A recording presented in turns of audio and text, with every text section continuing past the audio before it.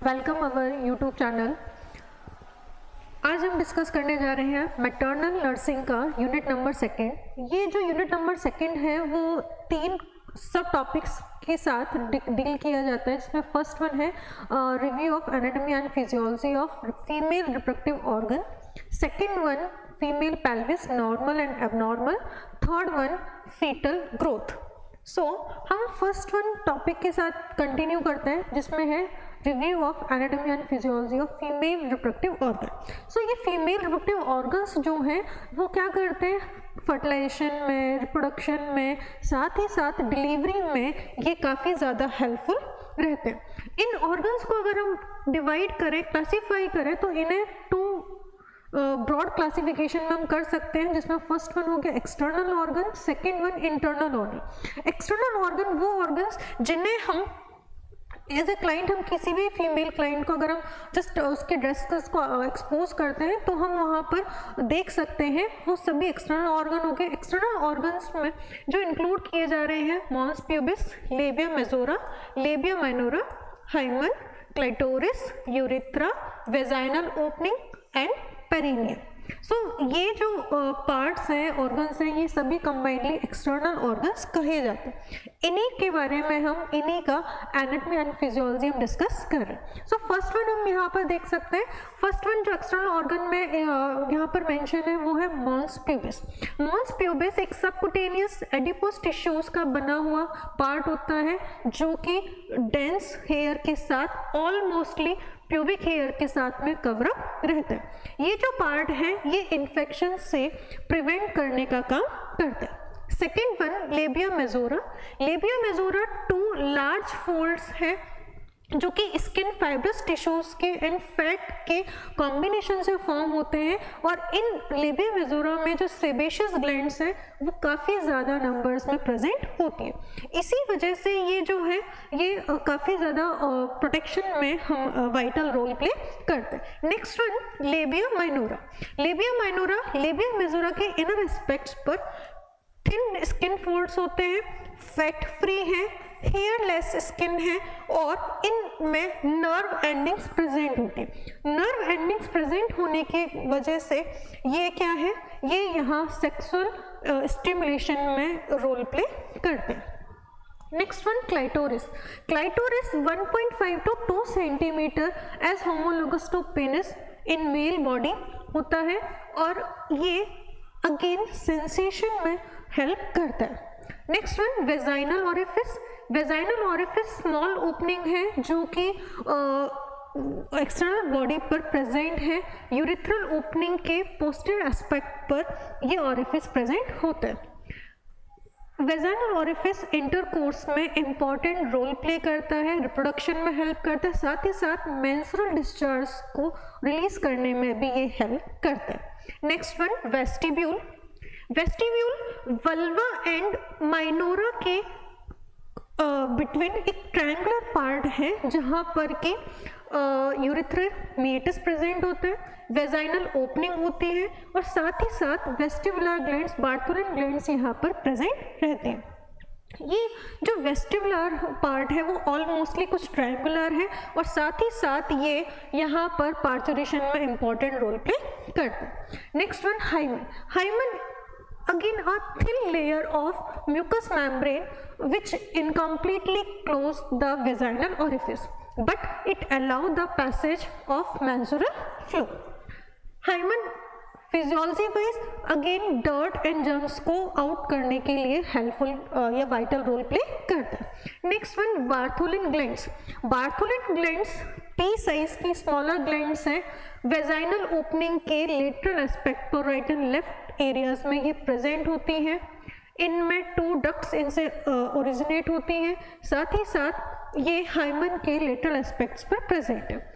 ये जो Bartholin glands हैं ये क्या करती है, म्यूकस जो है उसे सिक्रेट करती है, और साथ ही साथ लुब्रिकेशन का काम करती है, और वल्वा को भी मॉइस्ट रखने में हेल्प करती है। Next one perineum. Perineum is the most posterior part of female reproductive part in external aspect. ये जो पार्ट है ये कहाँ से कहाँ तक एक्सटेंड होता है? सो फोर्चिट से एनस के पोस्टीरियर ये जो पार्ट है वो प्रेजेंट होता है, और ये फाइब्रस का फॉर्म है, फाइब्रस फॉर्म है, मस्कुलर पोर टिश्यूज का बना हुआ है, पेल्विक स्ट्रक्चर है, और ये भी अगेन लेबर में काफ़ी ज़्यादा वाइटल रोल प्ले करता है। मसल्स हैं जो इसके स्ट्रेचिंग के साथ लेबर को काफ़ी ज़्यादा इजी बनाने में काम करते हैं। अब नेक्स्ट वन हम बात करते हैं सेकेंड कंपोजिशन, सेकेंड क्लासिफिकेशन, जो कि है इंटरनल ऑर्गन्स। अब इस डायग्राम से हम देख सकते हैं यहाँ पर जो पिक्चर है वो किसको रिप्रेजेंट कर रहा है? वो इंटरनल ऑर्गन्स को रिप्रेजेंट कर रहा है। और इंटरनल ऑर्गन में क्या क्या इंक्लूड किया जा रहा है? That one is vagina, uterine body, fallopian tube and ovaries. So internal organs में हम vagina, uterus, fallopian tube and ovaries को यहाँ हम इंक्लूड करते हैं। So first one is vagina. Vagina again elastic muscular canal है, सॉफ्ट है, flexible है, और अगेन सेंसेशन में भी अपना रोल प्ले कर रही है। ये एक ऐसा पाथवे है जो कि यूट्रस को आउटर वॉर्ड के साथ में कनेक्ट करता है। ड्यूरिंग सेक्सुअल इंटरकोर्स ये पेनिस को रिसीव करती है एंड ऑलमोस्टली मेंस्ट्रुअल फ्लो के लिए एक पैसेज पाथवे प्रोवाइड करती है। चाइल्ड बर्थ में एज अ बर्थ कैनाल ये अपना वाइटल रोल प्ले करती है। हम बात कर रहे हैं इस वाले पार्ट की जो कि वेजाइना है, और कितने सारे फॉर्म का एज अ फंक्शन ये कर रहा है। यहाँ पर कई फंक्शंस, कई वाइटल रोल प्ले कर रहे हैं, जिसमें कि ये यूट्रस को कनेक्ट कर रहा है, साथ ही साथ चाइल्ड बर्थ में भी ये हेल्प कर रहा है। Next one is uterus. Uterus is a very most important internal reproductive organs. ये वो पार्ट है जो एक फीमेल बॉडी में न्यू लाइफ को कैरी करने में, केयर करने में और एक्सपेल करने में हेल्प करते हैं। यूट्रस को वॉर्म भी कहा जाता है, पेयर शेप्ड होता है, और यूरिनरी ब्लैडर एंड रेक्टम के बिटवीन ये सिचुएटेड होता है। अगर हम इसके पार्ट्स की बात करें, इसके रीजंस की बात करें, तो इसे हम 4 मेजर पार्ट्स में डिवाइड कर सकते हैं, जिसमें कि first one fundus, second one body, third one isthmus and fourth one is cervix.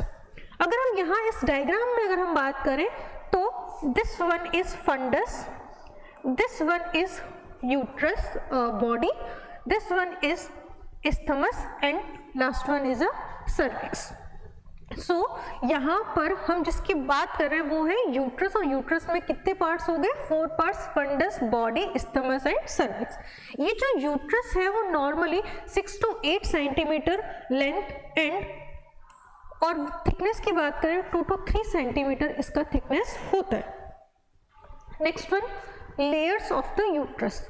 Uterus की बेसिकली 3 लेयर्स हैं, जिसमें इंक्लूड किया जाता है outer layer as a perimetrium, middle layer as a myometrium, inner layer as a endometrium. So यहाँ पर हम outer layer जो कि कौन सा है? पेरीमेट्रियम है, हम उसकी बात यहाँ पर कर रहे हैं। सो पेरीमेट्रियम क्या है? आउटर सीरस लेयर है, यूट्रस का सीरस लेयर है, इसीलिए ये क्या करती है?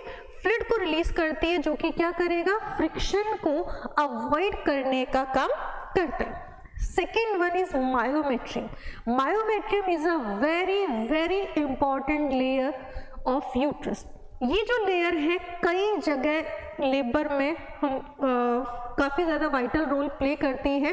ये स्ट्रेच होता है, प्रेगनेंसी को अलाउ करता है, साथ ही साथ ग्रेविड यूट्रस और नॉन ग्रेविड यूट्रस में जो डिफ्रेंसिएशन होता है ड्यूरिंग प्रेगनेंसी, एनलार्जमेंट होता है, वो सभी इसी लेयर के बेसिस पर होता है।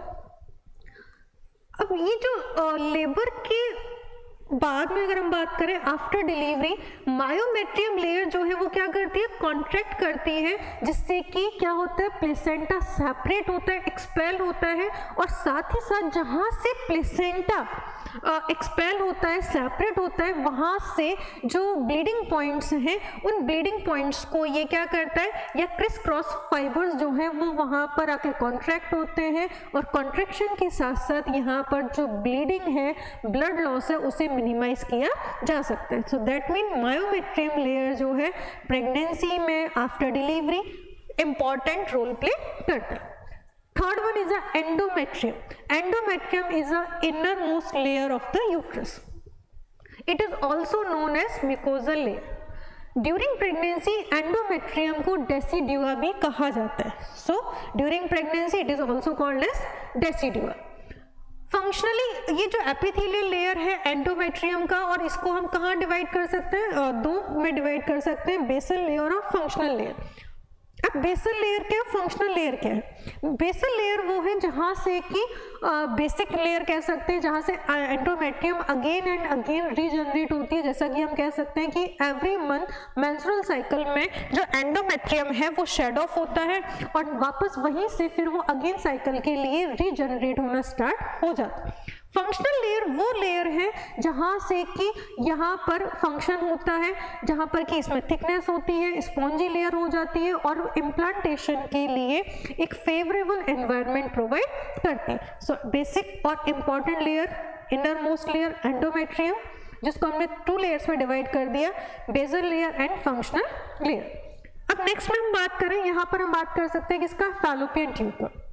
और फैलोपियन ट्यूब क्या है, जैसा हम डायग्राम में देख सकते हैं कि ये जो है वो यूट्रस है और यूट्रस के कॉर्नल साइड से वहाँ से फैलोपियन ट्यूब जो है वो अटैच रहती हैं। और ये जो फैलोपियन ट्यूब है इनका जो फिम्ब्रेटेड एंड है वो कहाँ रहता है, वो ओवरी के साथ उसके ऊपर ऑलमोस्टली उसको ऑक्यूपाई किए हुए रहते हैं।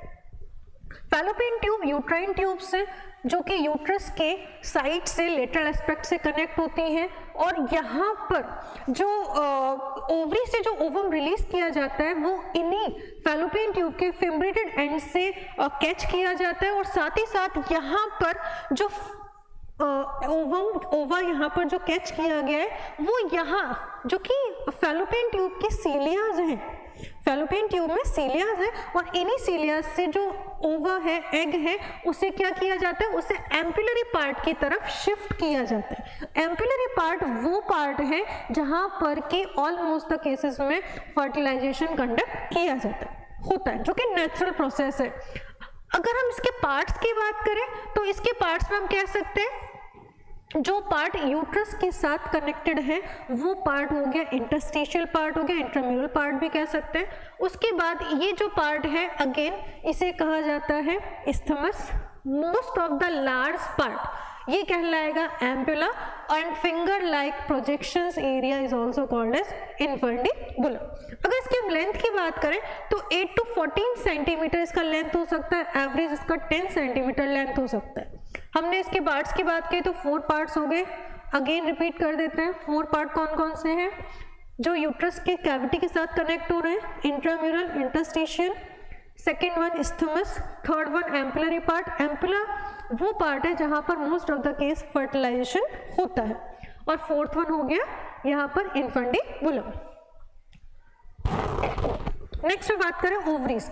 सो ओवरीज क्या है, फीमेल गोनाड्स है और इनका जो फंक्शन है वो क्या है, ओवा रिलीज करना, ओवा फॉर्मेशन करना, मैच्योर ओवा को रिलीज करना, जिससे कि जो फर्टिलाइजेशन है उसे कंडक्ट किया जा सके। अब फर्टिलाइजेशन कहाँ होता है, जैसे कि अभी हमने प्रीवियस में बात की, फैलोपियन ट्यूब के एम्पुलरी पार्ट में फर्टिलाइजेशन कंडक्ट होता है। इसका जो थिकनेस है 1.5 सेंटीमीटर थिकनेस है, 2.5 सेंटीमीटर इसका विड्थ है एंड 3.5 सेंटीमीटर नियर अबाउट इसका जो लेंथ है वो होता है। अगर हम वेट की बात करें तो बहुत ही माइन्यूट है, बहुत ही कम है और 4 to 8 ग्राम इनका हो सकता है। सपोर्टिव स्ट्रक्चर्स की बात, सपोर्टिव स्ट्रक्चर वो मसल्स, वो लिगामेंट जो इन सभी ऑर्गन्स को अपनी जगह स्टेबल रखता है, ग्रेविटी की वजह से इंक्रीज एब्डोमिनल प्रेशर में कहीं भी डिस्प्लेस ना हो, तो उनके लिए जितने भी स्ट्रक्चर्स जो कि ब्रॉड लिगामेंट्स हैं, राउंड लिगामेंट्स हैं, लेविटर एनाई मसल्स हैं, पैनल मसल्स हैं, ये सभी मसल्स क्या करती हैं, इन सभी इंटरनल ऑर्गन्स को स्टेबल रखने का काम करते हैं। अब नेक्स्ट में हम डिस्कस करते हैं फीमेल पेल्विस। अब हम डायग्राम में देख सकते हैं कि ये क्या है, एक बोनी कैनाल है।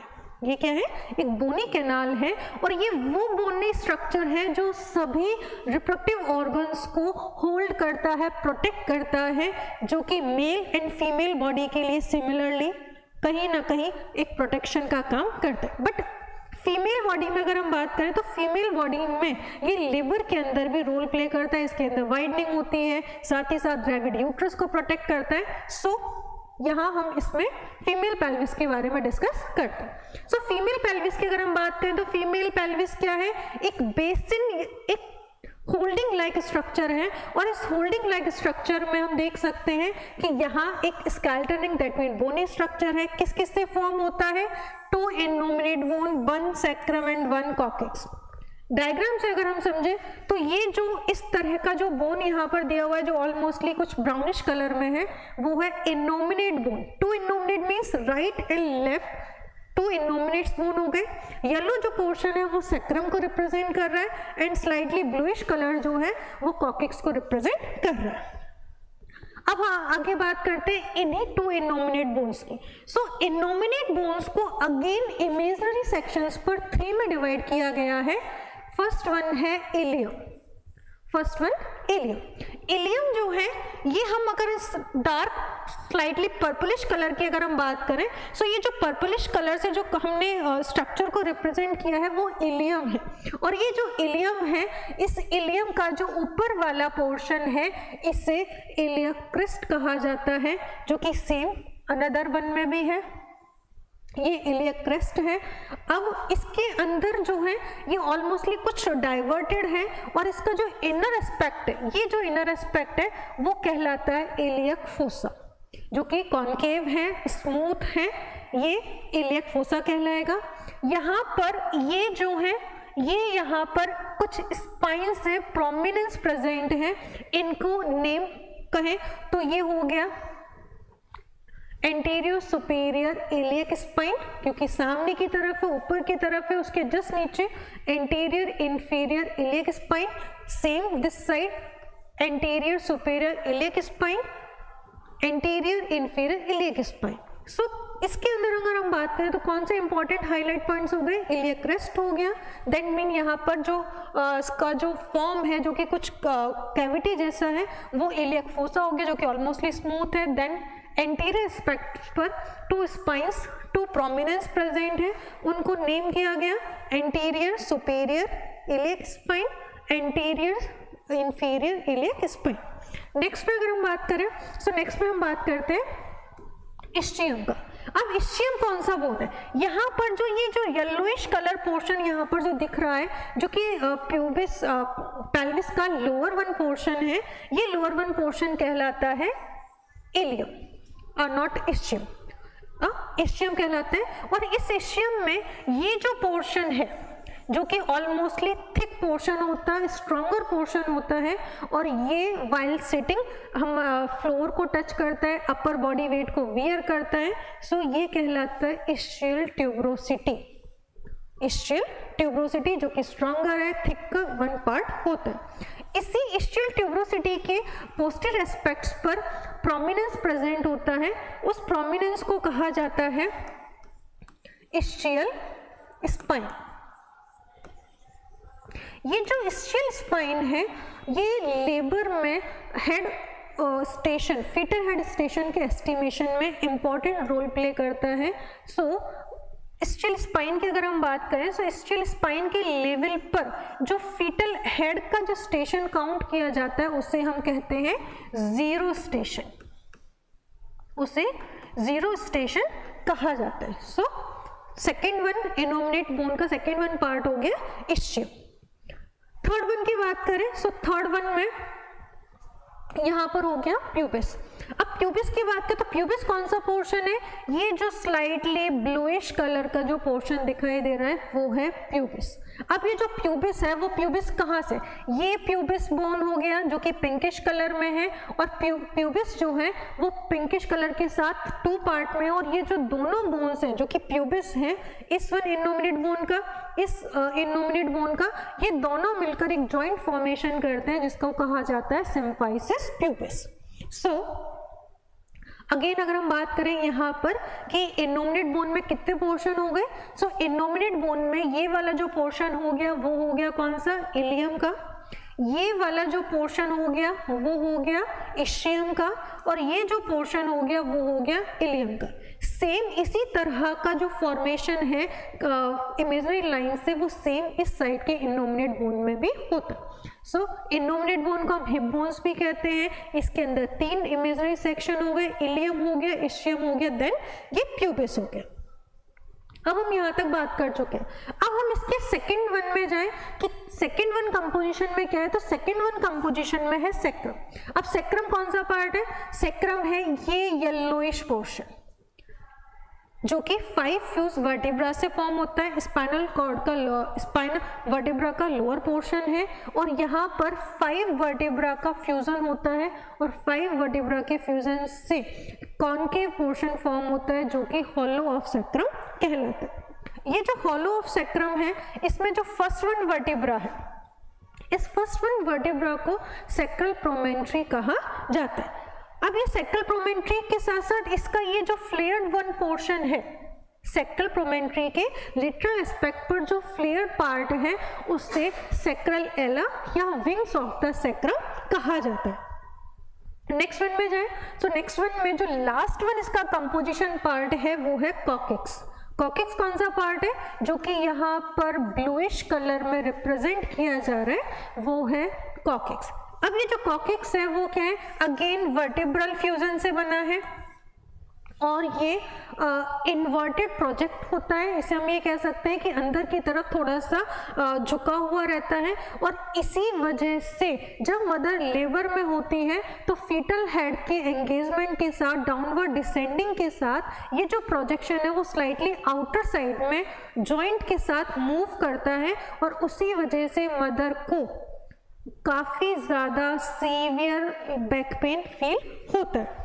इस कॉकेक्स को वेस्टिजियल टेल भी कहा जाता है। सो यहाँ पर अगर हम बात कर चुके हैं किसके बारे में, हम पेल्विस के फॉर्मेशन के बारे में। पेल्विस में कितने बोन्स का फॉर्मेशन हो गया, 2 इनोमिनेट बोन्स हो गई, 1 सेक्रम हो गया एंड 1 कॉकेक्स हो गया। अब हम बात करते हैं इसके जॉइंट्स की। अब जॉइंट्स में बात करें तो यहाँ पर कितने जॉइंट्स बन रहे हैं, यहाँ पर आप नंबरिंग में बात करें तो नंबरिंग में 4 जॉइंट्स बन रहे हैं, और नेमली अगर हम बात करें तो नेमली यहाँ पर 3 जॉइंट्स बन रहे हैं। सो नेमली अगर हम बात करें सो नेमली हो गया first one sacroiliac joint.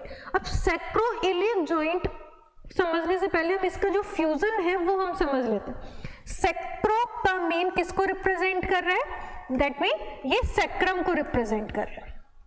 Iliac ये किसको रिप्रेजेंट कर रहा है, ये इलियम को रिप्रेजेंट कर रहा है। सो जहां पर इनोमिनेट बोन का इलियम पोर्शन और सेक्रल पोर्शन जो है जहां पर मिलकर जॉइंट बना रहा है वो जॉइंट कहलाएगा सैक्रोइलियक जॉइंट।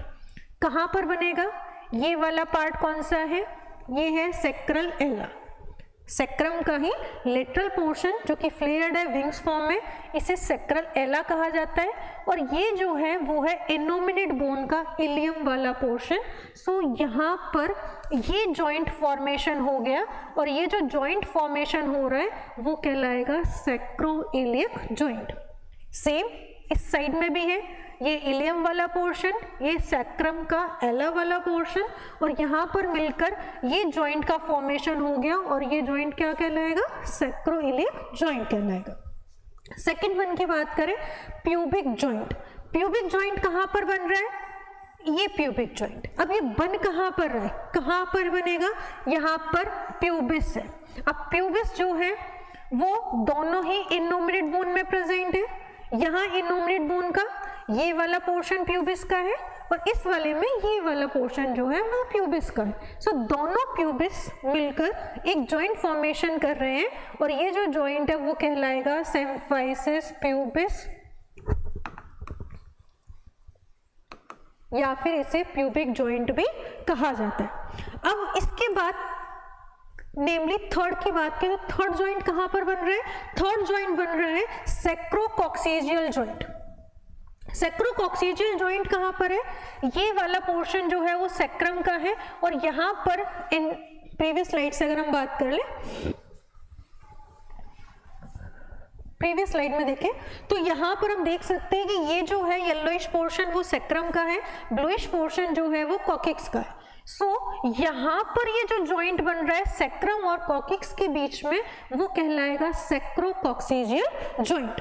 सो कितने जॉइंट्स हो गए? नेमली 3 जॉइंट्स हो गए, sacroiliac joint, symphysis pubis joint और नेक्स्ट वन हो गया सैक्रोकॉक्सिजियल जॉइंट। नेक्स्ट वन करें टाइप्स ऑफ पेल्विस। अब ये जो टाइप्स ऑफ पेल्विस की हम जहां पर बात कर रहे हैं ये शेप पर डिपेंड कर रहा है। जैसे जैसे पेल्विस का शेप चेंज हो रहा है उसमें हमने उसको नेम दिया। अब यहाँ पर जो मेजॉरिटी में हमारे पास टाइप्स हैं, मेनली जो टाइप्स हैं वो हमारे पास में 4 टाइप्स हैं।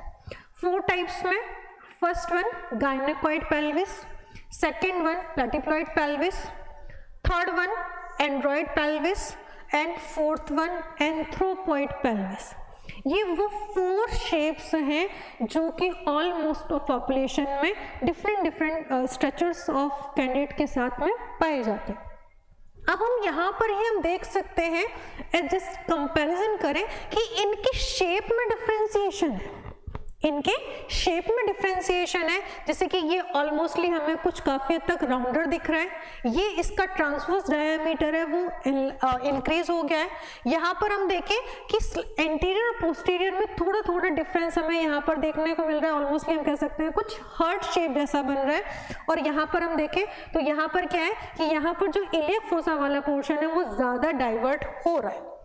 अब हम यहाँ पर इनके स्पेसिफिकेशन की बात कर लेते हैं। सो फर्स्ट वन है गायनेकोइड पेल्विस। इस गायनेकोइड पेल्विस को फीमेल पेल्विस कहा जाता है और ये जो फीमेल पेल्विस है ये लेबर के लिए आइडल पेल्विस माना जाता है। ऐसा नहीं है कि सभी फीमेल बॉडीज में सिर्फ गायनेकोइड पेल्विस होती है, मे बी एंड्रॉइड पेल्विस भी प्रेजेंट हो सकता है, मे बी एंथ्रोपॉइड पेल्विस भी प्रेजेंट हो सकता है, but majority of the female bodies में गायनेकोइड पेल्विस होता है, इसीलिए गायनेकोइड पेल्विस को फीमेल पेल्विस भी कहा जाता है। ये जो पेल्विस है राउंड है एंड लेबर के लिए अप्रोप्रिएट इन साइज होता है। एंड्रॉइड पेल्विस, अब एंड्रॉइड पेल्विस जो है इसे मेल पेल्विस कहा जाता है। शेप की बात करें तो ऑलमोस्टली कुछ हार्ट शेप जैसा होता है और गायनेकोइड पेल्विस से नैरो होता है। तो इस पेल्विस के साथ लेबर में वेजाइनल डिलीवरीज के अंदर इश्यूज देखे जाते हैं। थर्ड वन वैरायटी की बात करें तो थर्ड वन वैरायटी है एंथ्रोपॉइड पेल्विस, जो कि अगेन क्या है, नैरो है, डीप है, कुछ एग और ओवल शेप होती है जिसकी वजह से फीमेल बॉडी में लेबर का इशू लेबर से रिलेटेड इश्यूज देखे जा सकते हैं। फोर्थ वन टाइप है प्लेटिप्लॉइड पेल्विस। ये एक सबसे कम पाया जाने वाला टाइप ऑफ पेल्विस है। ये काफ़ी ज़्यादा छोटा डाइवर्ट फॉर्म होता है। सो इसके साथ भी अगर हम इसके केसेस की बात करें, इंसिडेंस की बात करें तो ऑलमोस्टली लेस देन 5% में ये प्रेजेंट होता है और इसके साथ लेबर के चांसेस अगर हम बात करें तो बहुत ज़्यादा प्रॉब्लम्स होंगी। ये भी कह सकते हैं कि लेबर के चांसेस उसके साथ नहीं बनते। नेक्स्ट वन हम बात करें ट्रू पेल्विस। अब ट्रू पेल्विस क्या है? पेल्विस को 2 सेक्शन में डिवाइड कर दिया। एक सेक्शन वो जो कि इलियक फोसा से फॉर्म हो रहा है और एक सेक्शन वो जो इलियक फोसा से डाउनवर्ड है। इलियक फोसा से या इलियक फोसा का जो फॉर्म है जो कि सिम्फाइसिस प्यूबिस के साथ इलियक फोसा की मीन जो ग्रीनरी वाला जो पोर्शन हम यहाँ पर देख सकते हैं ये वो पोर्शन कह सकते हैं जो कि ऑलमोस्टली फ्लेयर्ड आउट पोर्शन है, ऊपर वाला पोर्शन है और उसको फॉल्स पेल्विस कहा जाता है। अब इसी के जस्ट नीचे की तरफ जो रेड सर्कल हम देख सकते हैं वो है ट्रू पेल्विस। और ये ट्रू पेल्विस कहाँ है? इलियक फोसा जहाँ पर कंप्लीट होता है वहाँ पर ही इस्चियम का पोर्शन, प्यूबिस का पोर्शन वो स्टार्ट होता है, और उसके साथ यहाँ पर हम बात कर रहे हैं किसका? True pelvis. True pelvis exactly वो पेल्विस पार्ट है जो लेबर में रोल प्ले कर रहा है, फीटल बॉडी जो है इसके साथ एंगेज हो रहा है, पास हो रहा है, बर्थ कैनाल में एंटर कर रहा है। तो वो जो पर्टिकुलर पार्ट जो कि पेल्विस का लेबर में इन्वॉल्व होता है उसे कहा जाता है ट्रू पेल्विस। अब फॉल्स पेल्विस का यूज क्या है, उसका क्या इंपॉर्टेंस है? फॉल्स पेल्विस का इतना ही काम है कि वो फीमेल रिप्रोडक्टिव ऑर्गन्स को सपोर्ट प्रोवाइड कर रहा है, ग्रेविड यूट्रस को सपोर्ट कर रहा है, ऑर्गन्स को प्रोटेक्ट कर रहा है, सिर्फ उसका उतना काम होता है, बट एग्जैक्टली ऑब्स्टेटिकल इंपॉर्टेंस उसका नहीं होता। सो ट्रू पेल्विस की अगर हम बात करें तो ट्रू पेल्विस में 3 पार्ट है। एक है ब्रिम जो कि सुपीरियर अपर मोस्ट पार्ट है, middle one cavity and outer one is outlet. So first one की हम बात करें यहाँ पर ब्रिम। अब ब्रिम क्या है? ब्रिम की बाउंड्रीज की बात करें, सेक्रम है इसके पोस्टीरियर साइड में, इलियम बोन है इसके लेटरल साइड में, और प्यूबिक बोन है इसके एंटीरियर साइड में। अगर हम इस डायग्राम से यहाँ पर इसको समझें तो हम यहाँ पर देख सकते हैं कि ब्रिम का जो बाउंड्री है वो कहाँ कहाँ बन रहा है?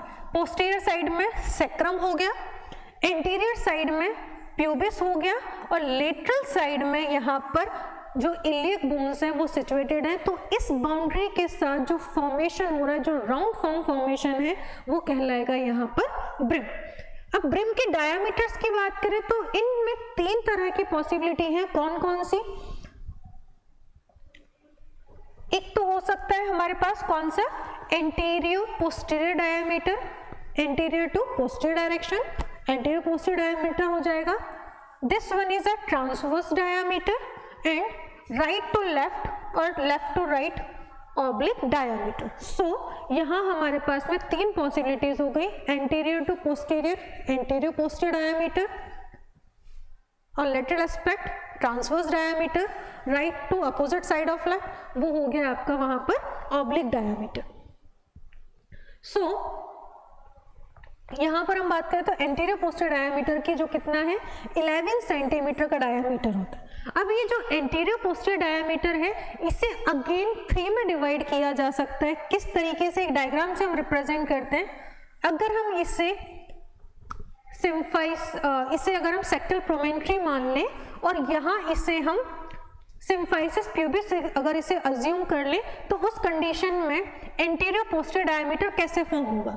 सो एंटीरियर पोस्टीरियर डायमीटर फॉर्म होगा इस तरीके से, जो सिम्फाइसिस प्यूबिस है वहां से लेकर upper border of sacral promontory, anterior point upper border of symphysis pubis, posterior point upper border of sacral promontory, यहाँ तक जो डायमीटर फॉर्म होगा वो कहलाएगा एनाटॉमिकल कॉन्जुगेट। सेकेंड वन वही posterior point upper border of sacral promontory से middle one inner aspect of symphysis pubis, वो कहलाएगा obstetrical conjugate. And third one again posterior similar part upper most point of sectal promontory to lower border of symphysis pubis, ये हो जाएगा diagonal conjugate. So anatomical, second one obstetrical and third one is diagonal conjugate. कहाँ से कहाँ form हो रहे हैं? Again वही एंटीरियर पोस्टीरियर डायमीटर्स है जिसमें एंटीरियर पॉइंट थोड़ा थोड़ा चेंज हो रहे हैं। अपर में upper most symphysis pubis, middle one inner aspect of symphysis pubis and third one is lower aspect of symphysis pubis to single point of upper border of sectal promontory तक हमारे पास कौन से फॉर्म हो गए? हमारे पास हो गए एंटीरियर पोस्टीरियर डायमीटर, जो कि कंबाइंड फॉर्म में एवरेज फॉर्म में कितने का हो सकता है? 11 सेंटीमीटर का हो सकता है। नेक्स्ट में बात करें ट्रांसवर्स डायमीटर। अभी जो ट्रांसवर्स डायमीटर कहाँ से कहाँ तक है? राइट और लेफ्ट में हम आमने सामने बात कर लें, लेटरल बाउंड्री से बात करें तो कौन सा हो गया? Transverse diameter. और ट्रांसवर्स डायमीटर कितना होगा? अप्रॉक्सीमेटली 13 और 13.5 सेंटीमीटर का डायमीटर होगा। Next one oblique diameter. Oblique diameter जैसा कि हमने बात की, एक साइड का राइट दूसरी साइड का लेफ्ट, सो वहां से वहां तक का डायमीटर हम बात करें तो ऑब्लिक डायमीटर हो गया। क्या हो सकता है उसका एवरेज? एवरेज 12 सेंटीमीटर का ये हो सकता है। सेकंड की बात करें, second imaginary part of true pelvis की, तो वो हो गया कैविटी। कैविटी क्या है? कैविटी ऑलमोस्टली एक सर्कुलर पार्ट है। कैविटी क्या है? सर्कुलर पार्ट है। जैसा मैंने स्टार्टिंग में बोला था, ब्रिम आउटर वन हो गया तो मिडिल वन कैविटी हो गया और आउटर वन हो गया आउटलेट। सो मिडिल वन जो है जिसका पोस्टीरियर बाउंड्री अगेन सेक्रम का होलो ऑफ द पार्ट हो गया, आगे की तरफ सिम्फाइसिस प्यूबिस जॉइंट हो गया और साइड में इलियम और इस्चियम का लोअर वन जो पोर्शन है वो यहाँ पर इन्वॉल्व होगा। सो ये सर्कुलर है शेप वाइज। और हम इतना मैथ हम सभी ने पढ़ा हुआ है, अगर हम किसी सर्कल की बात करें तो उस सर्कल का डायामीटर आप किसी भी एंगल से ले लें, anterior to posterior, transverse, oblique, कहीं से भी आप ले लें वो उसका इक्वल ही होगा। सो यहाँ पर जो ब्रिम कैविटी का जो डायामीटर है वो कितना होगा? 12 सेंटीमीटर कंसीडर किया जाएगा। थर्ड वन है आउटलेट। आउटलेट क्या है? आउटलेट एक डायमंड शेप स्ट्रक्चर है। डायमंड शेप स्ट्रक्चर कह सकते हैं, काइट शेप स्ट्रक्चर कह सकते हैं। और ये काइट शेप स्ट्रक्चर है वो कहाँ से कहाँ तक बन रहा है? इसका पोस्टीरियर पॉइंट जो है वो है सैक्रोकॉक्सिजियल जॉइंट, कॉकिक्स वाला पोर्शन। एंटीरियर में बात करें तो कौन सा? Lower border of symphysis pubis. और लेटरल बाउंड्रीज में बात करें तो यहाँ पर जो लिगामेंट्स हैं वो यहाँ पर प्रेजेंट रहेंगे। साथ ही साथ यहाँ पर जो इसका ये जो पॉइंट है, ये पॉइंट ट्रांसवर्स डायामीटर की अगर हम बात करें, आउटलेट के ट्रांसवर्स डायामीटर की अगर हम बात करें तो इस्चियल स्पाइन जो है यहाँ पर इनके लेवल पर ट्रांसवर्स डायामीटर कंसीडर किया जाता है। और ये अभी हमने स्टार्टिंग में ही बात कर चुके हैं कि इसका जो ट्रांसवर्स डायामीटर जो कि इस्चियल स्पाइन के लेवल पर है, ये foetal head estimation during labour के लिए इम्पोर्टेंट माना जाता है। और इस इस्चियल स्पाइन के लेवल पर जो हेड स्टेशन हम कंसीडर करते हैं, नेम करते हैं, वो होगा 0 स्टेशन। नेक्स्ट में बात करें हम ब्रिम के लैंडमार्क्स की, जो कि अगेन इम्पॉर्टेंट पोर्शन है, वाइवा में भी पूछा जाता है, हम कहीं पर भी स्टडीज करते हैं, लेबर की प्रोसेस की बात करें, मैकेनिज्म की बात करें, सो ब्रिम के लैंडमार्क्स काफ़ी ज़्यादा इंपॉर्टेंस रखते हैं। सो यहाँ पर हम देखें इस डायग्राम से कि यहाँ हमने कौन सा पोर्शन है, ये हो गया सिम्फाइसिस प्यूबिस और ये हो गया सेक्रम। और सेक्रम का एक सेंट्रलाइज पोर्शन, सेंट्रलाइन पॉइंट की अगर हम बात करें तो अपर बॉर्डर ऑफ सेक्रल प्रोमेंट्री। ठीक है। सो अगर हम इसके पॉसिबिलिटीज की बात करें तो एक सर्कल ये बन सकता है, एक हाफ सर्कल, और एक हाफ सर्कल ये बन सकता है। सो ये जो हाफ सर्कल है या फिर वन साइड का जो innominate bone plus sacrum plus है, उसके साथ में अगर हम इसके लैंडमार्क्स के इंपॉर्टेंट पॉइंट्स की बात करें तो वहां पर हमारे पास 9 पॉइंट्स जो हैं वो कंसीडर किए जाते हैं, जिसमें फर्स्ट वन है symphysis pubis, second one pubic crest, third one pectineal line, third one pubic tubercle, fourth one pectineal line, fifth one iliopectineal eminence, sixth one iliopectineal line, seventh one sacroiliac joint, eighth one sacral ala और sacral wings and 9th one is sacral promontory. यहाँ पर हम देख सकते हैं ये है first point, the second, then third, then fourth, then fifth, then sixth, then 7, then 8, then 9। So हमने कहाँ से स्टार्ट किया? हमने स्टार्ट किया सिम्फाइसिस प्यूबिस जो कि हमारा फर्स्ट वन पॉइंट हो गया, second one pubic crest, third one pubic tubercle और fourth one pectineal line, fifth one iliopectineal eminence, sixth one is iliopectineal line, seventh one is sacroiliac joint, eighth one is sacral ella and 9th one is sacral promontory. Again, first sacral vertebra is also known as sacral promontory. Next में हम बात करें contracted pelvis की। सो contracted pelvis क्या है? Contraction, contraction मतलब सिकुड़ा हुआ। अब जिस भी पेल्विस का साइज नॉर्मल साइज से थोड़ा कम है डायामीटर वाइज 1 सेंटीमीटर 2 सेंटीमीटर और मोर देन 1 और 2 सेंटीमीटर, वो क्या हो गया? नॉर्मल पेल्विस से छोटा हो गया। सो जितनी भी pelvis normal size normal diameter से कम होता है, छोटा होता है, उसे हम कॉन्ट्रैक्टेड पेल्विस कह सकते हैं। इसी का हमने यहाँ पर एनाटॉमिकल डेफिनेशन देखा हुआ है, यहाँ पर कि हमने क्या लिखा है? It is a pelvis which is one of most diameter is less or shorten 1 or 2 centimeter. 1 centimetre 2 centimetre या उससे ज़्यादा अगर छोटा है, कम है, तो वो हो गया उसका anatomical definition of contracted pelvis. Obstetrical definition थोड़ा अलग है। ऑब्स्टेट्रिकल डेफिनेशन ये कहता है कि अगर लेबर की प्रोसेस में इश्यूज आ रहे हैं, लेबर की प्रोसेस वहाँ से इजी नहीं हो सकती है, तो उन कंडीशंस में पेल्विस को कॉन्ट्रैक्टेड पेल्विस कहा जा सकता है, जो कि लेबर के मैकेनिज्म को अल्टर करते हैं, प्रॉब्लम क्रिएट करते हैं, उन सभी को हम कॉन्ट्रैक्टेड पेल्विस कह सकते हैं। अब हम इसके एटियोलॉजिकल फैक्टर्स की बात करें, पॉजिटिव फैक्टर्स की बात करें कि जो कॉन्ट्रैक्टेड पेल्विस है वो कब हो सकता है, किन में हो सकता है, क्यों हो सकता है, तो उसके कुछ पॉसिबल कॉजेज हमने यहाँ पर लिखे हुए हैं।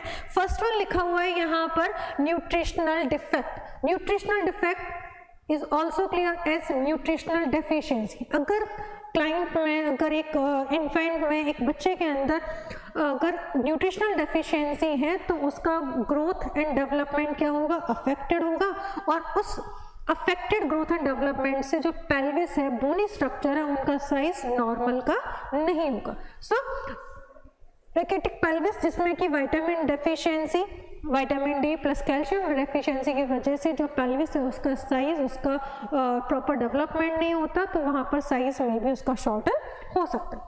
ऑस्टियोमिलेशिया, ऑस्टियोमिलेशिया जहाँ पर कि बोन में डेफिशिएंसी हो गई, बोन में प्रॉपर ऑसिफिकेशन नहीं है, वहाँ पर विटामिन डेफिशिएंसी हो सकती है, मे बी कैल्शियम डेफिशिएंसी हो सकती है, तो वहाँ पर जो बोन है वो क्या हो जाएगा, उसका फॉर्मेशन नहीं होगा, प्रॉपर डेवलपमेंट नहीं होगा, और उन कंडीशंस में क्या होगा, यहाँ पर जो पेल्विस का साइज है वो अप्रोप्रिएट नहीं होगा।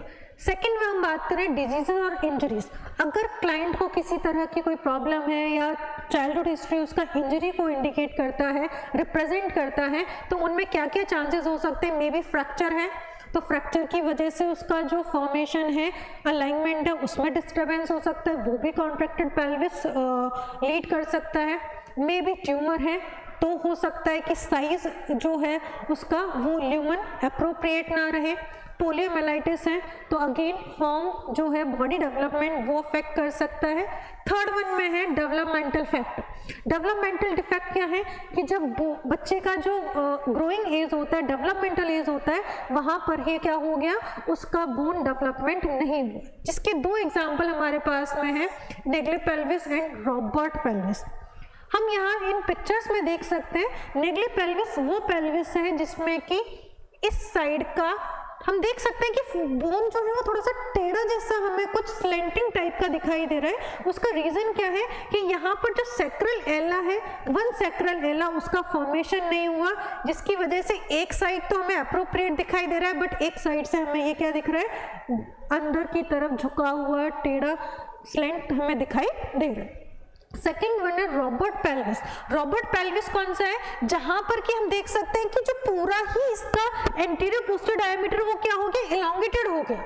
इलॉन्गेटेड होने का रीजन, ट्रांसवर्स डायमीटर नहीं मिला, और ट्रांसवर्स डायमीटर नहीं मिलने का रीजन यहाँ पर दोनों साइड के जो सैक्रल एला है वो क्या हो गया, एब्सेंट है।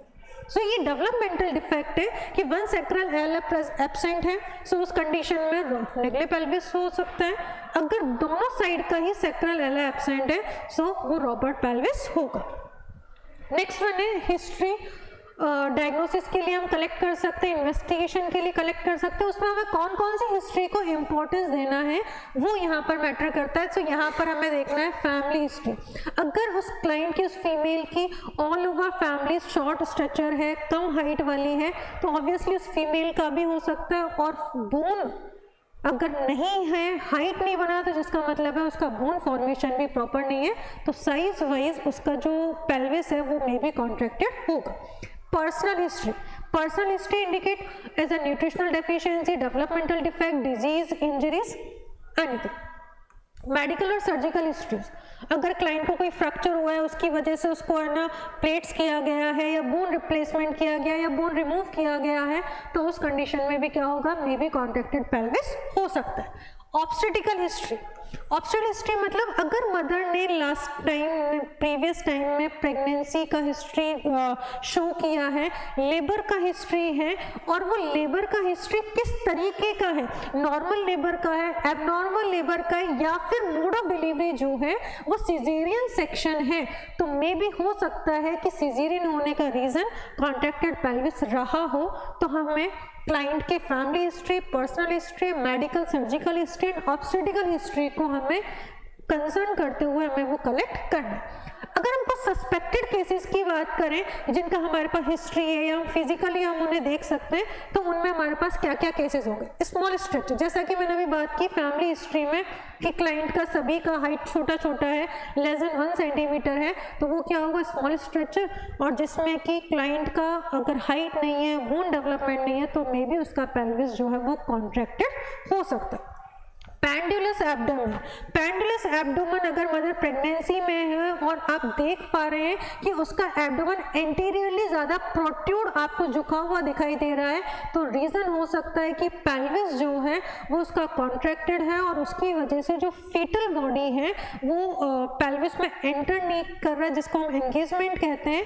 और एंगेजमेंट अगर नहीं हो रहा है तो कॉन्ट्रैक्टेड पेल्विस के साथ pendulous anterior protruded abdomen present होगा।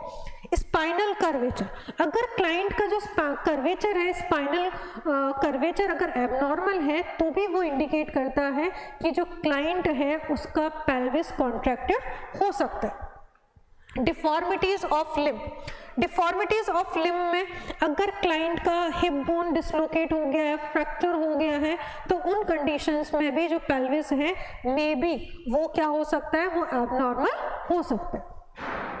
अब अगर इसको इन्वेस्टिगेशन के तौर पर देखें कि हम कैसे इन्वेस्टिगेट कर सकते हैं, तो हम क्लाइंट का एब्डोमिनल एग्जामिनेशन कर सकते हैं। जो फीटस है मे बी अगर वो पोस्टीरियर पोजीशन के साथ प्रेजेंट है, तो उस कंडीशन में हम कॉन्ट्रैक्टेड पेल्विस के फाइंडिंग को, उसके एग्जामिनेशन को हम इम्पोर्टेंस देंगे। नेक्स्ट वन, पेंडुलस एब्डोमेन, जैसा मैंने अभी कहा है कि आप मदर का एग्जामिनेशन कर रहे हैं और आपको उसमें दिख रहा है कि मदर का जो ग्रेविड यूट्रस के साथ जो एब्डोमेन है वो एंटीरियरली फ्लेक्स्ड है, अंदर आगे की तरफ थोड़ा झुका हुआ, फूला हुआ दिखाई दे रहा है, जो कि नॉर्मल से हटकर है, तो उस कंडीशन में हम कॉन्ट्रैक्टेड पेल्विस के लिए इन्वेस्टिगेट कर सकते हैं। बैडली फ्लेक्स्ड हेड, अगर क्लाइंट जो कि प्रेग्नेंट है उसका फीटस अगर पेल्विस में एंटर नहीं कर रहा है, जो कि मैंने अभी कहा उसको हम टर्म एंगेजमेंट देते हैं, अगर वो पेल्विस के अंदर एंगेज नहीं हो पा रहा है, एंटर नहीं हो पा रहा है, उसका हेड फिक्स नहीं हो पा रहा है, तो भी वो क्या करेगा, वो हमें इंडिकेट करता है कि मे बी उसमें कॉन्ट्रैक्टेड पेल्विस हो सकता है। और हम क्या कर सकते हैं, हम इन्वेस्टिगेट कर सकते हैं विजाइनल एग्जामिनेशन। विजाइनल एग्जामिनेशन में हम कैसे इंडिकेट कर सकते हैं, जो कि डायगोनल कॉन्जुगेट, जो कि हमने स्टार्टिंग में बात किया था कि ब्रिम में एंटीरियर पोस्टीरियर डायमीटर था, एंटीरियर पोस्टीरियर डायमीटर में हमने 3 सब डिविजन्स की बात की थी। एक तो था हमारे पास anatomical conjugate, second one obstetrical conjugate, और थर्ड वन जो है वो है यहाँ पर यहाँ पर obstetrical conjugate, diagonal conjugate. So diagonal conjugate को हम बाई फिंगर यहाँ पर हम एग्जामिन कर सकते हैं और वेजाइनल एग्जामिनेशन के थ्रू कॉन्ट्रैक्टेड पेल्विस को हम असेस कर सकते हैं। नेक्स्ट वन है क्लिनिकल पेल्विमेट्री।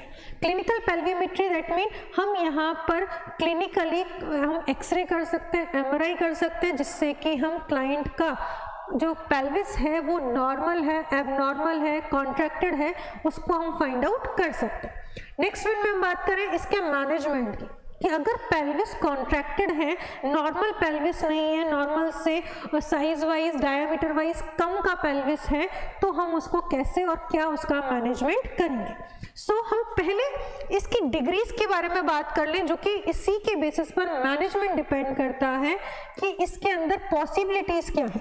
हमारे पास यहाँ पर 3 पॉसिबिलिटीज हैं, दैट मीन 3 डिस्प्रपोर्शन हो सकते हैं, 3 तरह के पॉसिबिलिटीज हैं, मे बी एक माइल्ड है, एक मॉडरेट है और एक सीवियर। माइनर डिस्प्रपोर्शन क्या है, जहां पर की जो साइज है वो माइन्यूट ही चेंज है, शेप में नहीं but diameter wise minute changes हैं, तो उस कंडीशन में क्या होगा, शेप में चेंजेस नहीं है, डायमीटर में अगर चेंजेस हैं तो स्लाइटली डायमीटर के साथ अगर चेंजेस हैं तो उन कंडीशन में नॉर्मल फीटल बॉडी वेट के साथ अगर प्रेजेंट है तो वहां पर हम वेजाइनल डिलीवरी करा सकते हैं।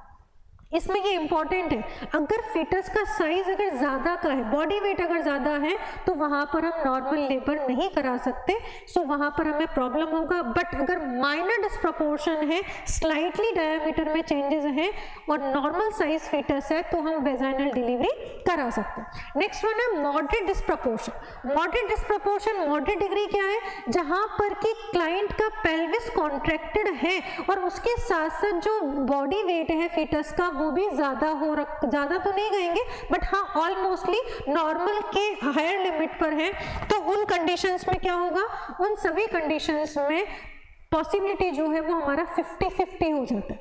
50-50 का मतलब मे बी हो सकता है वेजाइनल डिलीवरी हो भी पाए और मे बी वेजाइनल डिलीवरी ना हो पाए, तो उन कंडीशंस में हम क्या कर सकते हैं, वहाँ पर हम ट्रायल लेबर कर सकते हैं। किन कंडीशंस में हम ट्रायल लेबर कर रहे हैं, जहाँ पर हमारे पास ना तो क्लियर वेजाइनल डिलीवरी के इंस्ट्रक्शन है और ना ही हमारे पास में सिजेरियन सेक्शन के इंस्ट्रक्शन है। 50-50 के कुछ चांसेस हैं कि हो भी सकता है नहीं भी हो सकता है, तो as a first attempt as a try हम किसके लिए करेंगे, नॉर्मल लेबर के लिए, वेजाइनल डिलीवरी के लिए हम वहाँ पर ट्राई करेंगे और उसके लिए जो टर्म यूज़ किया जाता है वो कहा जाएगा trial labour, just try for normal labour. Third one is severe डिस्प्रपोर्शन।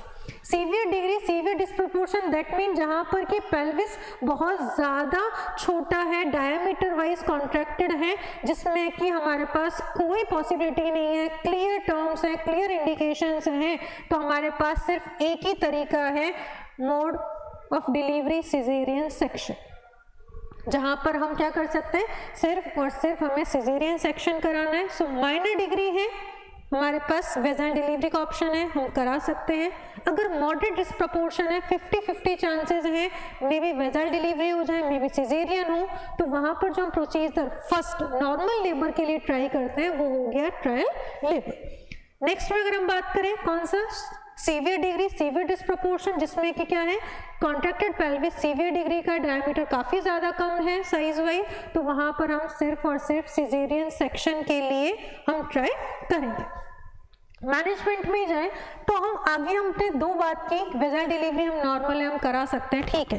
Trial labour क्या है, ट्रायल लेबर का जैसे मैंने भी बताया कि हम वेजाइनल डिलीवरी के लिए ट्राई कर रहे हैं। अभी अगर हम ट्रायल कर रहे हैं और हमें ये भी पता है कि 50 वेजाइनल डिलीवरी % चांसेस है, 50% में सिजेरियन है और सपोज वेजाइनल डिलीवरी नहीं हो पाई तो हमें क्या करना है, हमें सिजेरियन करना है। सो हमें ट्रायल लेबर के लिए हमें पूरी तरीके से प्रिपेयर रहना है कि मे बी हम सिजेरियन में जा सकते हैं। उसके लिए ये जो ट्रायल लेबर का प्रोसीजर है वो ऑपरेशन रूम, ऑपरेटिंग रूम के अंदर किया जाता है कि अगर ट्रायल लेबर सक्सेसफुल हुआ वेजाइनल डिलीवरी करा पाएंगे, अगर नहीं होता है, सपोज फेल हो जाता है, तो उसी एनवायरनमेंट में उसी जगह हम मदर का सिजेरियन कराया जा सके और हेल्दी लाइफ फीटस को हम यहाँ मदर को, पेरेंट्स को एज अ कपल को हम रिसीव करा पाए।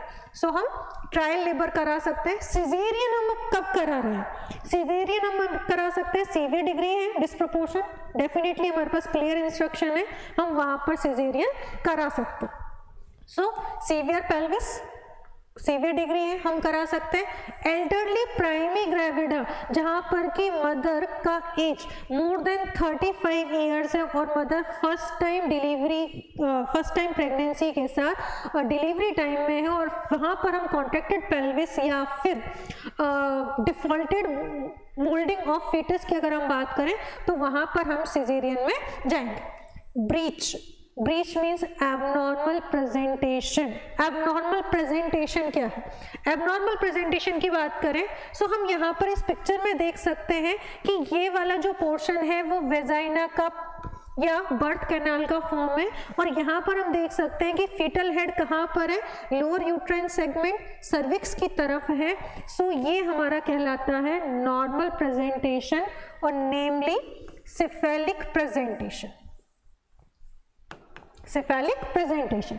बट अगर इसका हम वाइस वर्सा करते हैं, हम इसको रिवर्स कर दें, यहाँ पर हम इसको हेड को यहाँ कंसीडर कर लें और बॉडी को यहाँ कंसीडर कर लें, तो यहाँ कौन सा पोर्शन हो गया, फीटल बटक वाला पोर्शन हो गया। सो यहाँ पर अब जो प्रेजेंटेशन बनेगा वो कौन सा होगा, ये कहलाएगा ब्रीच, जहाँ पर कि जो फीटस है उसके बटक्स लोअर यूट्राइन सेगमेंट पे सर्विक्स की तरफ है, वो ब्रीच प्रेजेंटेशन होगा। सो सेफेलिक नॉर्मल कंसीडर किया जाता है, नॉर्मल प्रेजेंटेशन है, जबकि other than cephalic, other than vertex, वो सभी एबनॉर्मल प्रेजेंटेशन है, माल प्रेजेंटेशन है, जिसको हमने यहाँ पर एक लेबल किया हुआ है ब्रीच प्रेजेंटेशन। नेक्स्ट में अगर हम बात करें तो नेक्स्ट वन है प्रीवियस LSCS, जहाँ पर कि यूट्रस में ऑलरेडी सिजेरियन स्कार है, प्रीवियस डिलीवरी का वहाँ पर स्कार है, और अब हम यूट्रस को हम नहीं डाल सकते उतना एफर्ट के लिए, उतने स्ट्रेस के लिए, तो उस कंडीशन में हम क्या करेंगे, हम ट्रायल लेबर ना करके हम सीधे सिजेरियन के लिए जाएंगे। Failed trial labour, failed trial labour. So अगर हमने ट्रायल लेबर ट्राई किया है, वेजाइनल डिलीवरी के लिए हम ट्राई कर रहे हैं, बट वो अटेम्प्ट हमारा सक्सेसफुल नहीं हुआ है, तो उन कंडीशंस में हम क्या करेंगे, हम वहाँ पर सिजेरियन सेक्शन करेंगे। सो ट्रायल लेबर सक्सेसफुल हुआ, वेल एंड गुड, अगर नहीं है तो हम वहाँ पर क्या करेंगे, as a mode of delivery हम वहाँ पर सिजेरियन को चूज करेंगे। अब इसके कॉम्प्लिकेशन क्या हो सकते हैं, अगर पेल्विस का साइज छोटा है, नॉर्मल है, और काफ़ी ज़्यादा डिक्रीज उसके डायमीटर इन साइज है, तो क्या कॉम्प्लिकेशन हो सकते हैं, तो हम वहाँ पर पहले बात करते हैं मैटरनल कॉम्प्लिकेशंस की। सो मैटरनल कॉम्प्लिकेशन में प्रेगनेंसी के दौरान, प्रेगनेंसी के टाइम में क्या इश्यूज हो सकते हैं, सो यहाँ पर है रेट्रोवर्टेड ग्रेविड यूट्रस। अब जो पेल्विस है वो नॉर्मल साइज का नहीं है, फीटस उसमें ग्रो कर रहा है, और फीटस जैसे जैसे ग्रेविड यूट्रस में ग्रो करेगा साइज वाइज, उसके साथ वो पेल्विस में एंटर नहीं हो पाएगा, और उसकी वजह से यूट्रस का एबनॉर्मल जो सर्कुलेशन चेंजेस हैं वो उसके डायरेक्शन में हो सकते हैं। माल प्रेजेंटेशन, जैसे कि हमने यहाँ पर अभी थोड़ी देर पहले बात की, यहाँ पर जो बटक्स हैं वो कहाँ है, सर्विक्स के डायरेक्शन में, ये ब्रीच प्रेजेंटेशन जो कि अगेन नॉर्मल है। यहाँ पर हेड यहाँ पर है, बटक्स यहाँ पर है, बैक वाला पोर्शन यहाँ पेल्विस की तरफ है, अगेन माल प्रेजेंटेशन। यहाँ पर उसका जो फ्रंटल पोर्शन है, ब्रो वाला पोर्शन है, आईब्रोज वाला, वो यहाँ पर सर्विक्स की तरफ है, अगेन ये एबनॉर्मल प्रेजेंटेशन कहा जाएगा। और यहाँ पर फेस जो है वो पेल्विस की तरफ है, सो ये भी क्या होगा, एबनॉर्मल प्रेजेंटेशन होगा। तो ये सभी जो कि other than cephalic plus vertex presentation है, वो सभी क्या होंगे, एबनॉर्मल या माल प्रेजेंटेशन कहलाएंगे। सो ये एक कॉम्प्लिकेशन है कि अगर पेल्विस कॉन्ट्रैक्टेड है तो ये हमारा जो प्रेजेंटेशन है फिटस का वो चेंज हो सकता है। पेंडलस एब्डोमेन, इसके बारे में पहले ही बात कर चुके हैं। नॉन एंगेजमेंट, जैसा कि हमने पहले बोला था कि एब्डोमिनल जो पेल्विस का साइज है वो अगर अप्रोप्रिएट नहीं है तो उस कंडीशन में फीटल हेड है उसका एंगेजमेंट नहीं होगा। वहीं लेबर के दौरान क्या क्या प्रॉब्लम हो सकती है, सो लेबर के दौरान अगर हम देखें तो यूट्राइन इनर्शिया हो सकता है। यूट्रस में जो फीटस ग्रो कर रहा है वो अगर वो टाइमली प्रॉपर वे में फीटस के पेल्विस के अंदर एंटर नहीं करता है, क्योंकि जो यूट्रस है उसका या तो रेट्रोवर्जन हो गया है या फिर उसका वहाँ पर कॉन्ट्रैक्शन प्रॉपर नहीं है, तो उन सभी कंडीशंस में क्या होगा, एटोनिक हो सकता है, हाइपोटोनिक यूट्रस हो सकता है, और उन कंडीशंस में लेबर में प्रॉब्लम हो सकती है। अब प्रॉपर फीटल एंगेजमेंट ना होने से क्या होगा, सर्वाइकल डायलिटेशन का प्रॉब्लम हो सकता है कि फेवरेबल सर्विक्स होते हुए भी प्रॉपर सर्वाइकल डायलिटेशन ना हो। प्रॉपर एंगेजमेंट ना होने से क्या हो सकता है, जो कि कॉन्ट्रैक्टेड पेल्विस का मैटरनल कॉम्प्लिकेशन है, कि यहाँ पर जो लेबर है उसका जो टाइमिंग है, उसका जो ड्यूरेशन है वो नॉर्मल से ज़्यादा हो सकता है। कितना होगा, मोर देन 18 आवर्स यहाँ पर नॉर्मल लेबर का जो ड्यूरेशन है वो एक्सटेंड हो सकता है। Pre mature rupture of membrane, pre mature rupture of membrane कब होगा, क्योंकि प्रॉपर पेल्विस में फीटल हेड फिक्स नहीं हो रहा है, उसकी वजह से जो मेम्ब्रेन्स हैं वो प्री मैच्योरली रप्चर हो सकते हैं। ऑब्स्ट्रक्टेड लेबर, अगर पेल्विस का साइज जो कि बोनी स्ट्रक्चर है वो अनएप्रोप्रिएट साइज नहीं है, फीटल हेड को एंट्री के लिए अलाउ नहीं कर पा रहा है, तो उस कंडीशन में क्या होगा, जो लेबर है उसमें मैकेनिकल प्रॉब्लम होगा, ऑब्स्ट्रक्शन हो सकता है और उस वजह से रप्चर यूट्रस के भी चांसेस हो सकते हैं। रप्चर यूट्रस कब होगा? रप्चर यूट्रस कब होगा? जब यूट्रस तो एफर्ट कर रहा है डायलिटेशन कॉन्ट्रैक्शन फेटस को एक्सपेल करने के लिए एफर्ट कर रहा है, बट पेल्विस कॉन्ट्रैक्टेड होने से उसे वो आउटसाइड जाने के लिए अलाउ नहीं कर रहा, तो एक्स्ट्रा एंड एक्स्ट्रा एफर्ट की वजह से मे बी यूट्रस जो है वो रप्चर हो सकता है। पीपीएच का होने का रीज़न इसी से कोरिलेट है कि अगर यूट्रस काफ़ी टाइम तक एफर्ट लगा रहा है बट फीटस फिर भी पास ऑन नहीं हो रहा है और उसके बाद अगर हम उसे जैसे भी डिलीवर कर पा रहे हैं, एक्सपेल कर पा रहे हैं, तो मे बी यूट्रस जो है एक्स्ट्रा एफर्ट करने की वजह से एटोनिक हो सकता है और एटोनिक होने से postpartum haemorrhage means excessive bleeding उसे हो सकती है और पीपीएच की वजह से मदर को डेथ भी हो सकती है। नेक्स्ट पार्ट में बात करें तो ये है फीटल कॉम्प्लिकेशन, वही कॉन्ट्रैक्टेड पेल्विस है, तो फीटस को क्या क्या प्रॉब्लम हो सकता है? Intracranial haemorrhage, pelvis appropriate size का नहीं है, यूट्रस जो है वो उसे फोर्स कर रहा है डाउनवर्ड डिसेंड करने के लिए, तो फीटल हेड जो है वो अगेन एंड अगेन जब पेल्विस के साथ हिट होगा तो हिट होने की वजह से हैमरेज ब्लीडिंग के चांसेस डेवलप हो सकते हैं। यूट्रस का जितना एफर्ट होगा उतना प्लेसेंटल परफ्यूजन रेट डिक्लाइन हो जाएगा और प्लेसेंटल परफ्यूजन रेट डिक्लाइन होने के साथ जो ऑक्सीजन है फीटस को वो कम पहुंचेगा और उसके साथ उसे ब्रीथिंग डिफिकल्टी हो सकता है। सेम अगेन जैसे जैसे प्रेशर उसके हेड पर रहेगा नर्व कंप्रेस होंगे और नर्व कंप्रेस होने की वजह से नर्व इंजरीज उसे हो सकती है। जैसा कि हम इस पिक्चर में देख सकते हैं कि इस बच्चे को क्या हो रहा है, इस बच्चे को दिख रहा है कि एक साइड में जो मसल्स है वो कॉन्ट्रैक्ट हो रही है और एक साइड की जो मसल्स है वो अननेसेसरी एबनॉर्मल दिख रही है। उसका रीज़न क्या है कि यहाँ पर उसे नर्व इंजरीज हो सके और उसे फेशियल पैल्सी में इंक्लूड किया जाता है। नेक्स्ट वन है intra amniotic infection. Intra amniotic infection कब हो सकता है? Pre mature rupture of membrane हो गया ड्यू टू कॉन्ट्रैक्टेड पेल्विस, तो मेम्ब्रेन रप्चर हो गई, एमनियोटिक फ्लूइड एक्सपेल हो गया, तो उन कंडीशंस में जो जेनाइटल इन्फेक्शंस हैं वो यूट्राइन कैविटी तक पहुँच सकते हैं और मे बी फीटस को भी वो अफेक्टेड कर सकते हैं।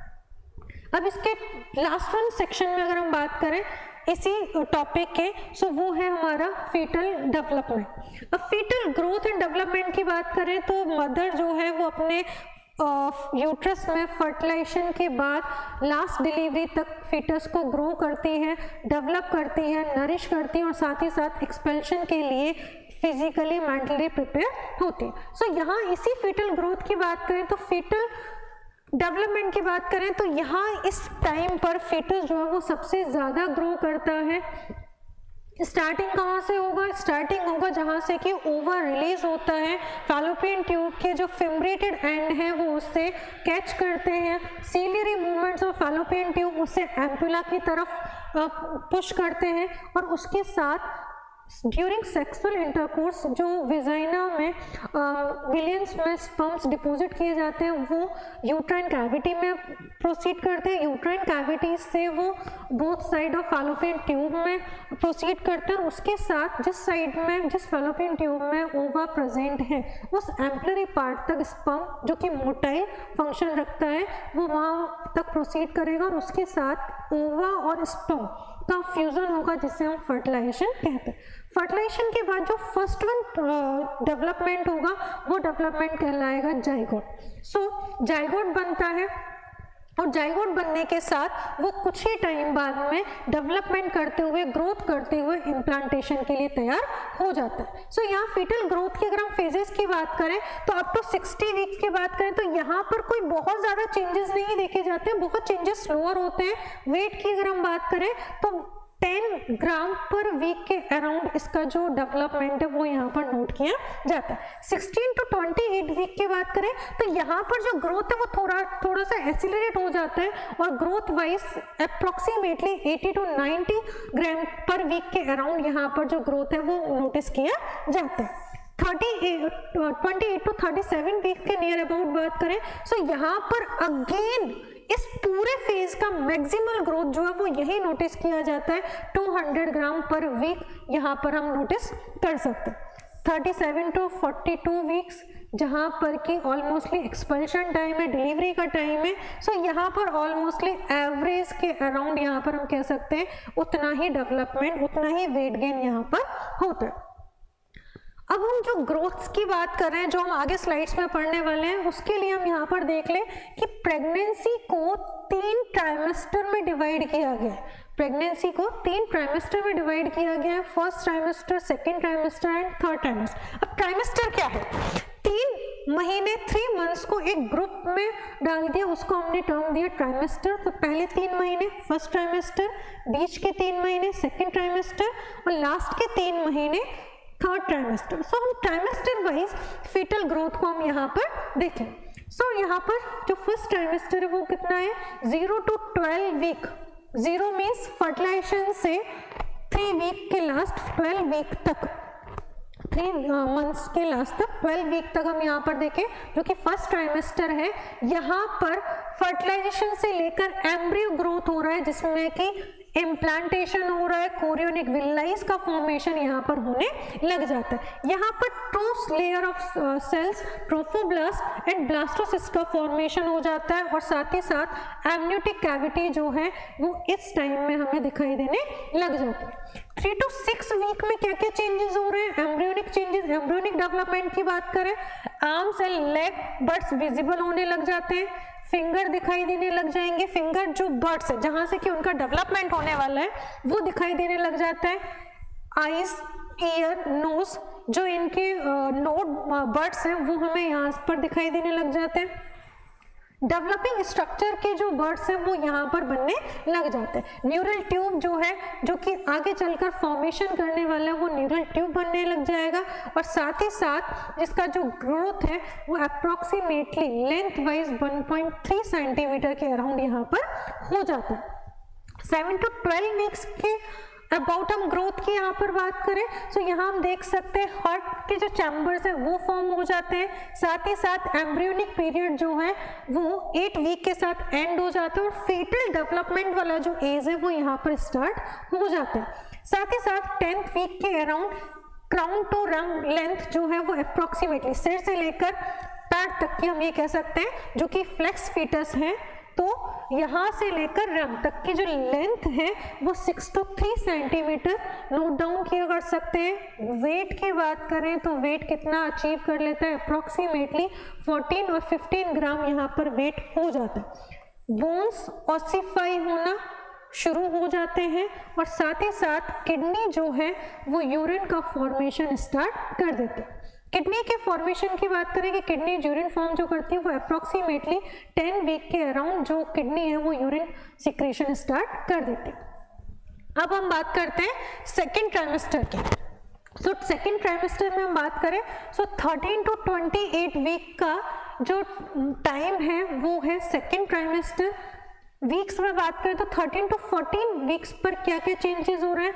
हेड फॉर्म हो जाता है, लोअर एक्सट्रीमिटीज हैं वो डेवलप होने लग जाएंगी, हार्ड पैलेट जो कि रूफ ऑफ द माउथ है वो बनने लग जाएगा, नेजल सेप्टम है वो फ्यूज होना स्टार्ट हो जाते हैं। External genital male and females में हम डिफ्रेंशिएट कर सकते हैं, दैट मीन हम आइडेंटिफाई कर सकते हैं कि ये जो ग्रोइंग फीटस है वो मेल है या फीमेल है। 14 वीक के एंड तक हम देखें कि इसका जो वेट है वो 110 ग्राम हो जाता है, और क्राउन टू रैम्प लेंथ है वो अप्रॉक्सीमेटली 12 सेंटीमीटर हो जाता है। नेक्स्ट पे बात करें 15 to 18 वीक्स में, तो यहाँ पर हम देख सकते हैं क्विकनिंग हो जाता है। क्विकनिंग क्या है? क्विकनिंग है कि ड्यूरिंग प्रेगनेंसी मदर को फीटल डेवलपमेंट, फीटल मूवमेंट जो है वो फील होने लग जाता है। उसे लगता है कि मेरा बच्चा जो है वो मूव कर पा रहा है, हाथ चला रहा है, पैर चला रहा है, तो मदर जो अपने बेबी फीटस के मूवमेंट को, हलचल को फील कर पा रही है, उससे हम क्विकनिंग कहते हैं। यहाँ मेकोनियम जो है इंटेस्टाइनल ट्रैक्ट में वो फॉर्म होने लग जाता है। फीटस जो है सकिंग मोशन, स्वेलो करने का जो मोशन है वो डेवलप कर लेता है, एमनियोटिक फ्लूइड को स्वेलो करना शुरू कर देता है। साथ ही साथ एक्सरे में हम फीटल जो स्केलेटल है उसे हम उसे देख सकते हैं, जैसा कि हम इमेज में देख पा रहे हैं कि अगर एक्सरे किया जाए तो बोन्स का ऑसिफिकेशन होने से बोन का प्रेजेंस हमें दिखाई देने लगेगा। 18 वीक के एंड तक क्राउन टू रैम्प लेंथ है वो 16 सेंटीमीटर हो जाती है और जो वेट है वो अप्रॉक्सीमेटली 300 ग्राम के अराउंड हो जाता है। 9 to 22 वीक के around vernix caseosa covers the skin. जैसा हम इस पिक में देख सकते हैं कि एक न्यूबॉर्न बेबी है और इसके स्किन के ऊपर एक वाइट क्रीमी लेयर प्रेजेंट है, इसे हम वर्निक्स कैसियोसा कहते हैं। और इस वर्निक्स कैसियोसा जो है वो 19 to 22 वीक के अराउंड फुल ऑन बॉडी को कवर करना स्टार्ट कर देते हैं। लेनिगो अपीयर्स, लेनिगो मीन्स हेयर फॉलिकल्स जो है वो अपीयर होना शुरू हो जाते हैं।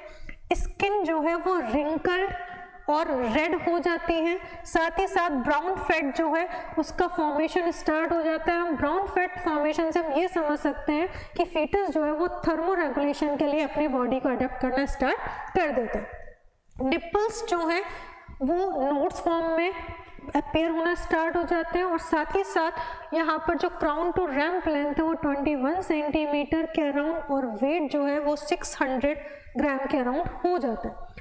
23 to 28 वीक्स के अराउंड अगर हम बात करें तो फिंगर जो नेल्स हैं वो यहाँ पर दिखाई देने बनने लग जाते हैं। आईज जो है वो पार्शियली ओपन होने लग जाती हैं। ब्रोंक्यूल्स प्रेजेंट होते हैं। स्किन जो है वो थिकनिंग, दैट मीन वहाँ पर जो स्किन हार्डनिंग है वो होना स्टार्ट हो जाता है।